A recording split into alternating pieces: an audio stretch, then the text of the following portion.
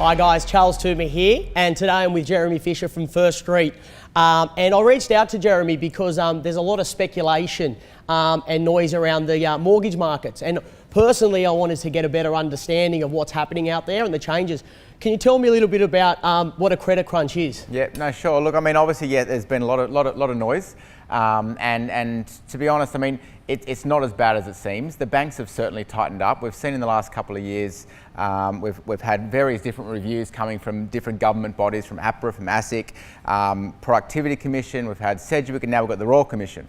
All of these things have meant the banks have really just kind of pulled back a bit. But the truth be known is that what the banks have actually done is, prior to this, let's call a credit crunch, is that the policy hasn't changed so much with the banks. What we've actually seen is the banks kind of started to have lots of exceptions to policy and started to be a lot friendlier to the borrowers out there, potentially allowing borrowers to borrow more than what they could afford at the time. So what the banks have done over the last couple of years, and where the crunch is kind of coming from, is the banks have actually pulled back to policy. So they haven't changed policy. They've kind of said, hey, we've been a little bit too friendly here. We're actually now pulling back to where policy actually is black and white.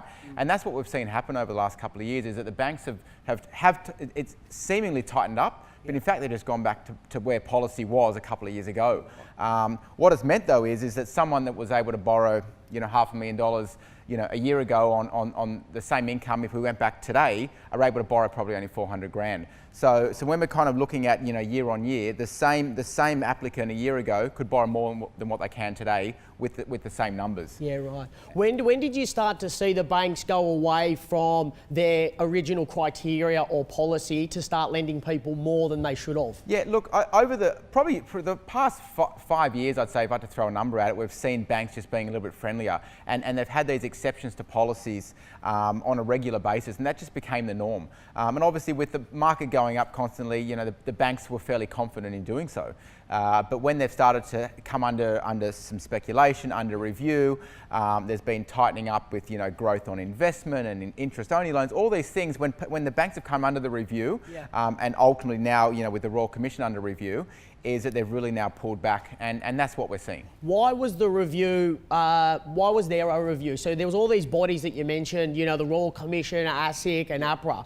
I mean, for the average person out there, who are these people? Yeah, I mean, obviously it's government bodies. Right. Ultimately, the Royal Commission. Do they all work together, or are they all separate? All independent. All independent. So you've got ASIC and APRA out there. And who are they? So ASIC obviously is a government body, and APRA similarly is the regulatory or prudential body that looks over the banking system. So that's APRA. That's APRA. Yep. ASIC is the. ASIC similarly, obviously, yes. they kind of work together.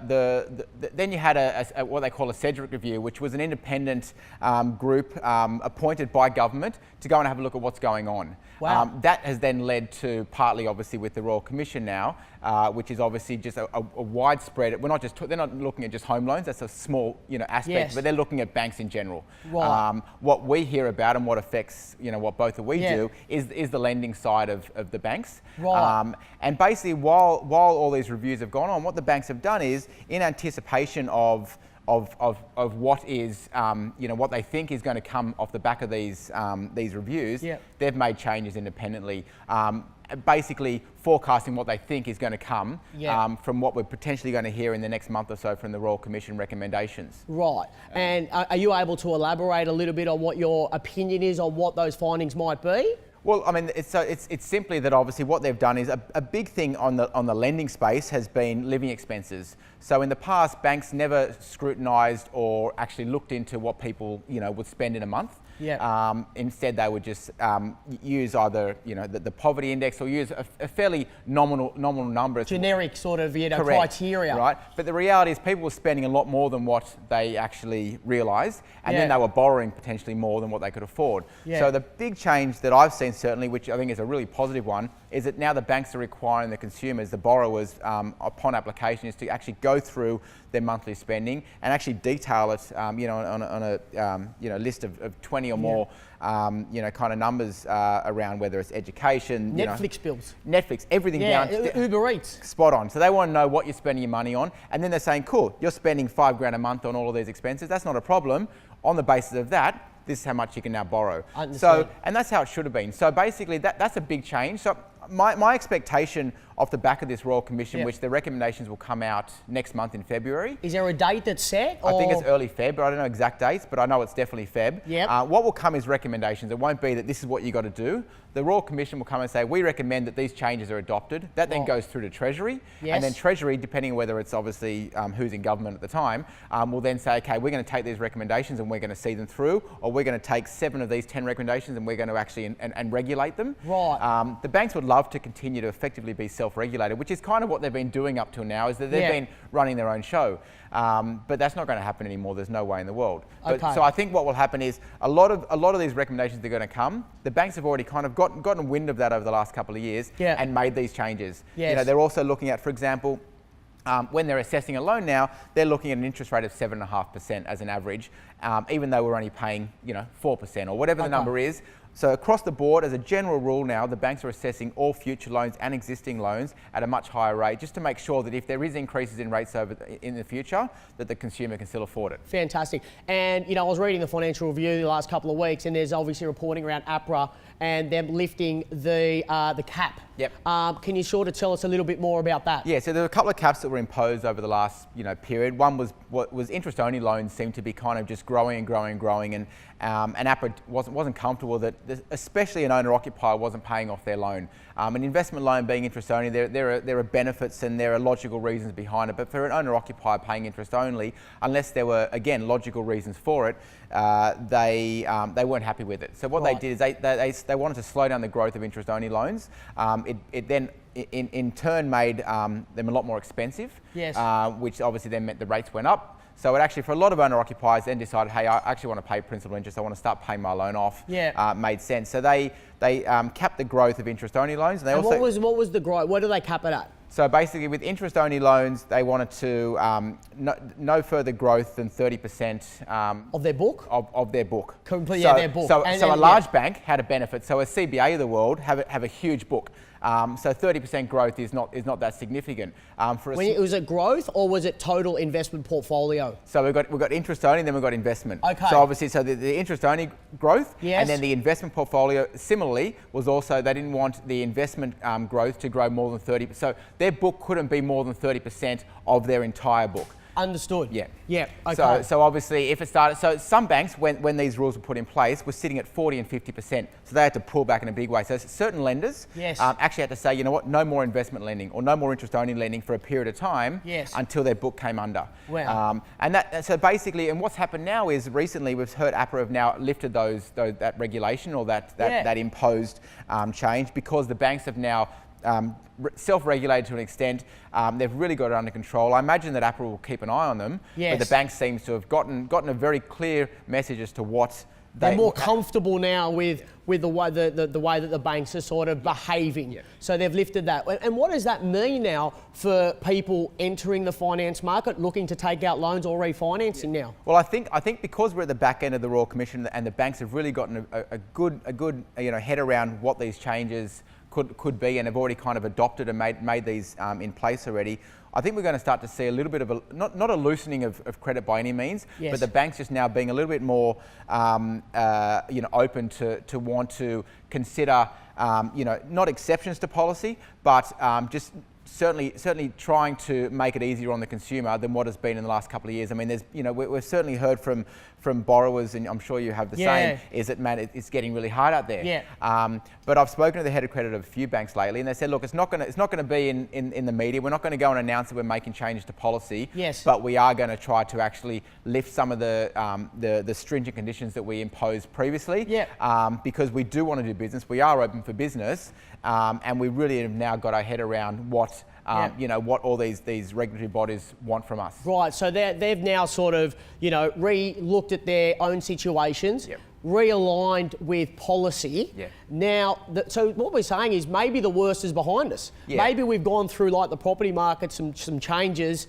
Everyone's now aware of those changes. So, maybe now it'll loosen up a little bit. Everyone has the right expectations of what's required. I think what the banks didn't want is the banks didn't want to be told necessarily, this is what you've got to do off the back of the Royal Commission findings. Yes. So the banks have absolutely, without any question of doubt, got to make these changes independently. Yes. I'm sure in consultation with with those in power. But these changes, a lot of them have been made, and a lot of them are very smart. I mean, it's absolutely the right thing for a consumer to know what they're spending in a month and to have a budget. Yeah. It's the right thing for for a consumer not to be able to go and borrow 100%, to go and purchase property. So they've made some decisions that, whether they should have been done earlier, irrespective, I guess that's past. Yes. But they really have now put in place some smarts around how they're lending to make sure that you and I and everyone else is borrowing can afford it today, can afford it tomorrow. Despite what happens out there in the market. Yeah, exactly. Investment lending is absolutely open. We're seeing rates pull back as well. We're seeing rates become more and more competitive, both banks and non-banks. There's no question that the banks are pushing for owner-occupied P&I repayments. If you're kind of in that basket, then you're seeing well and truly sub 4. You're seeing above 4s if you're starting to see investment lending, but we're not seeing 5s and 6s. We're still seeing exceptionally low historical rates over the last 20 odd years. So, but the banks are very competitive when it comes to now pricing. Whereas a year or so ago, they didn't want to speak about pricing. They didn't know where they were.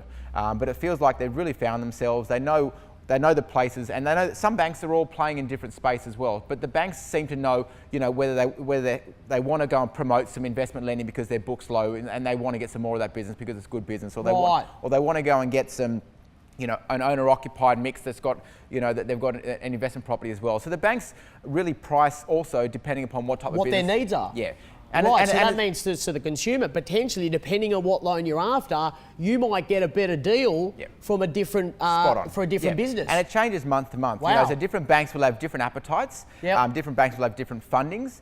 So you'll find that, and it's not obviously tooting a mortgage broker's horn, but there has been no better time over the last 20 years that I've been in business where a mortgage broker can actually provide such a valuable service to the consumer, because no longer can a consumer just say, look, I want a home loan and what's the best rate? Now they've got to know, is it owner-occ or investment? Is it interest only, or is it principal interest?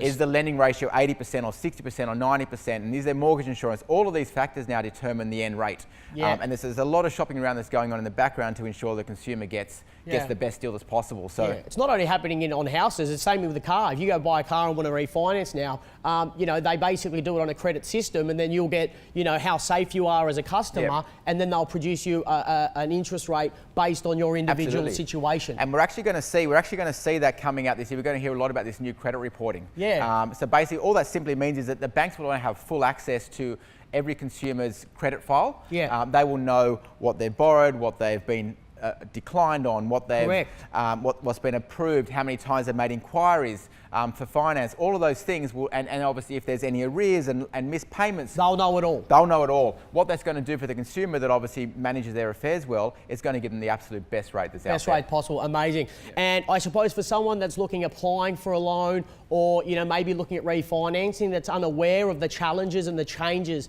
that have been made to the financial market, what advice can you give them? I mean, the biggest thing is that it's not necessarily their own bank is going to be the best one for them. It may, because the other thing you got to remember is that banks have various policies. Every bank's got different policies. Every bank's got different niches. So it may be that their own bank that they've been with for the last 10 years isn't going to either give them the best deal or isn't going to actually be able to approve them based on their situation, but another bank may. So often we find customers coming to us saying, look, I was with X bank, but they won't approve me. But it's a really simple scenario. However, it just happens to be that bank isn't interested in that space. Wow. So then you can look, and you, just because one bank says that they're not willing to support your application does not mean that same application may not get approved from another lender. Yeah, absolutely. So there's no question that consumers should be looking around. Speaking to a few banks if they want to, speak to a mortgage broker, but absolutely they should be doing that. Interesting. And just so on the property market, we had 2 weeks worth of open homes the first couple of weeks of this year. The number of buyers going through our opens was up from last year. We've had early offers. There was confidence in the market. What I'm also seeing is that the market's now come back. Everybody knows they're not buying at the peak. So any sophisticated buyer doesn't really want to pick the bottom, because when the market bottoms out, you don't really get the availability to purchase A-grade assets. So what I'm finding now is there's more energy, there's more confidence, and it looks like the worst might be behind us. Look, I'm not surprised you're saying that. So we've had a very busy December and January. So normally December, January for us is obviously a quiet time, lots of settlements, and obviously get back into things in January, but it actually hasn't really stopped. So consumers are really kind of seem to be wanting to take advantage of of a little bit of, not a lull in the market, but the perception that the market's softened. Yeah. And for me, my advice is certainly that